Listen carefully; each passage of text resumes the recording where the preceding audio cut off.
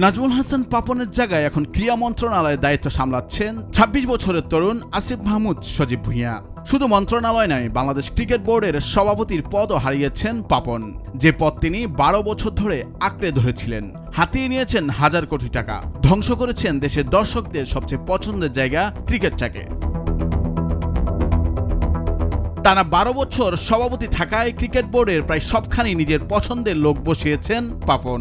সরকার প্রধানের ঘনিষ্ঠ হওয়ায় চাইলে ক্রিকেটের উন্নয়নে যে কোনো কিছু দ্রুত করে ফেলার ক্ষমতা ছিল তার, কিন্তু হয়েছে উল্টোটা। বিসিবি প্রধানের চেয়ারে বসে বাংলাদেশের অপার সম্ভাবনাময় ক্রিকেটকে ধ্বংসের গুরুতর অভিযোগ উঠেছে পাপনের বিরুদ্ধে। ক্ষমতার পট পরিবর্তনে এখন একে একে প্রকাশ্যে আসছে পাপন এবং তার লোকজনের যত পাপ। পাপনের এক যুগে আন্তর্জাতিক অঙ্গনে বাংলাদেশ ক্রিকেটের অর্জন বেশ ম্লান হলেও অর্থ করিতে বেশ ধনী হয়েছে বিসিবি।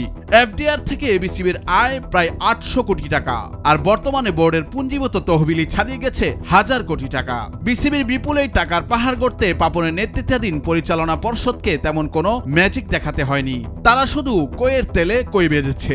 বিসিবির আয়ের বড় উৎস আইসিসি এসিসির লভ্যাংশ ভাগাভাগি।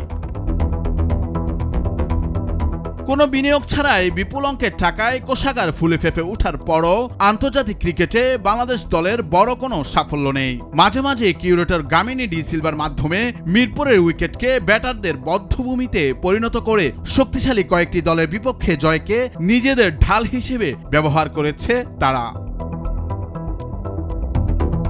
পাপন ও তার সঙ্গীরা ক্রিকেটের উন্নয়নে কার্যকর কি করেছেন সেই প্রশ্নের উত্তর মিলবে গত এক দশকে বিসিবির বাজেটগুলো দেখলেই। এসব বাজেট বিশ্লেষণ করলে দেখা যায় বিসিবির বেশি খরচ ছিল logistic and protocol, Bangladesh premier league আর ক্রিকেট পরিচালনা বিভাগে। আন্তর্জাতিক ক্রিকেটে ফল যাই হোক, ক্রিকেট পরিচালনা বিভাগের অধীনে বিদেশি হাই প্রোফাইল কোচ নিয়োগে বিশেষ মনোযোগ ছিল পাপনের। বিদেশি কোচ নিয়োগে কিছু পরিচালকের কমিশন বাণিজ্য ক্রিকেট পাড়ায় এখন ওপেন সিক্রেট। বছরের পর বছর বিসিবির অর্থ বিভাগ, লজিস্টিক আর বিপিএল দেখার দায়িত্বে থেকেছেন পাপনের আশীর্বাদ পুষ্ট ইসমাইল হায়দার মল্লিক, যিনি নিজেকেই ১২ বছরে সবচেয়ে প্রভাবশালী পরিচালক হিসেবে প্রতিষ্ঠা করেছেন ক্রিকেট বোর্ডে। দেশের ঘরোয়া ক্রিকেট ধ্বংসের পেছনে এই মল্লিকের নাম এসেছে বারবার। পাপনের বোর্ডে স্বার্থের সংঘাত ছিল প্রায় প্রতিটি জায়গায়। বোর্ড থেকে শুরু করে ক্লাব ক্রিকেট সব জায়গায় নিজেদের দাপট ধরে রাখা আর ক্ষমতার চেয়ার নিজেদের দখলে রাখতে ধ্বংস করে দেয়া হয়েছে ঘরোয়া ক্রিকেট। ঠিক একই কারণে ক্রিকেট মিরপুর থেকে সারা দেশে ছড়ায়নি, হয়েছে আঞ্চলিক ক্রিকেট সংস্থার নামের শুধুই অর্থের অপচয়।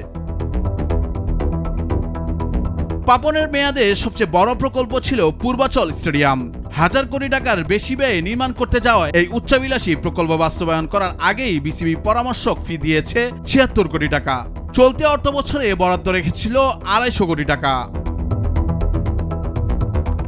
নুরুল আফসার, নিউজ ডেস্ক, ভোরের কাগজ।